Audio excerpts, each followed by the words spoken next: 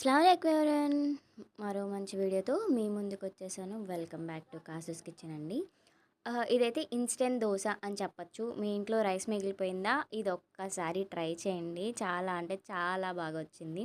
ఏం లేదండి, ఫస్ట్ సూజీ రవ్వ తీసుకొని ఒక కప్పు దానికి కొంచెం మిక్సీ పట్టేసుకోండి. అలాగే ఒక కప్పు రైస్, ఒక కప్పు పెరుగు. ఈ రెండిటిని కూడా వేసి కొంచెం కొంచెం వాటర్ పోసుకుంటూ, అంటే ఎక్కువ వాటర్ వద్దు, దోస బ్యాటర్‌కి ఎంత కావాలో అంత కొంచెం కొంచెం పోసుకుంటూ చెక్ చేసుకుంటూ ఉండండి. ఆ తర్వాత ఒక బౌల్‌లోకి షిఫ్ట్ చేసేసుకొని దాంట్లోకి కొంచెం ఉప్పు, అలాగే కొంచెం సోడా ఉప్పు కూడా వేసేసుకొని మంచిగా మిక్స్ చేసేసుకోండి. ఇవి 2 మంచిగా మిక్స్ అయిన తర్వాత ఏముందండి, పెన్నాన్ని హీట్ చేసేసేయండి. దోస మీకు కావాల్సినట్టు వేసుకోండి. అంటే కొంచెం తిన్‌గా తినేవాళ్ళు ఉంటారు, కొంచెం పలుచగా తినేవాళ్ళు ఉంటారు.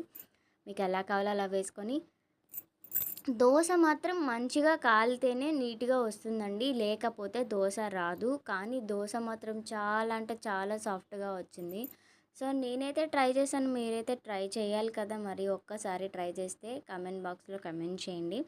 అయితే రైస్ అయితే వేస్ట్ చేయకుండా ఏదో ఒక విధంగా యూజ్ చేయాలనుకునే వాళ్ళైతే కంపల్సరీ ఇది ట్రై చేస్తారని అనుకుంటున్నాను.